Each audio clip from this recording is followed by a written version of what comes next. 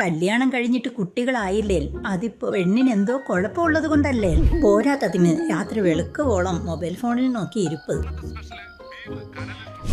Unhealthy ആയ പലഹാരങ്ങൾ കഴിക്കുന്നത്. എല്ലാം ശരിയാകാൻ ഹോമം വേണം. മുത്തശ്ശി പറഞ്ഞ പോലെയൊന്നുമല്ല കേട്ടോ. വന്ധ്യതയ്ക്ക് ഒരുപാട് കാരണങ്ങളുണ്ട്. പലപ്പോഴും ഒരു കപ്പിൾ, അതായത് ഹസ്ബൻഡും വൈഫും ആയിട്ട് വേണം നമ്മൾ വന്ധ്യതയുടെ ഏത് ചികിത്സയും ചെയ്യുവാനും അവർക്ക് വേണ്ടിയുള്ള എല്ലാ പരിശോധനാ മാർഗങ്ങൾ ചെയ്യുവാനും.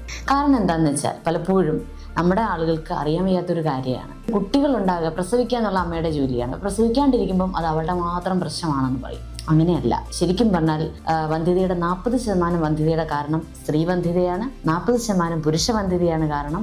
ഒരു 10% രണ്ടുപേരുടെയും കാരണങ്ങൾ കൊണ്ടുവരാം. ഒരു 10% ആളുകളിൽ പ്രത്യേകിച്ച് കാരണങ്ങളൊന്നുമില്ലാതെയും വന്ധ്യത വരാം.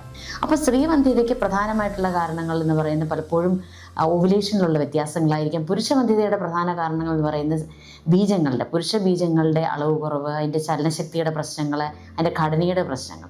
ഇങ്ങനെ രണ്ടുപേരുടെയും പ്രശ്നങ്ങൾ കൊണ്ടാണ് വന്ധ്യത വരുന്നത്. അതുകൊണ്ട് ഒരിക്കലും മുത്തശ്ശിയോട് എനിക്ക് വിരോധമൊന്നുമില്ല, പക്ഷെ മുത്തശ്ശി പറയുന്നതിനോട് എനിക്ക് യോജിക്കാൻ പറ്റത്തില്ല. അത് പിന്നെ ഡോക്ടർ പറഞ്ഞതാ കേട്ടോ. ശരി, അടുപ്പത്ത് ചായ ഇരിപ്പുണ്ട്, ഞാൻ പോവരാം.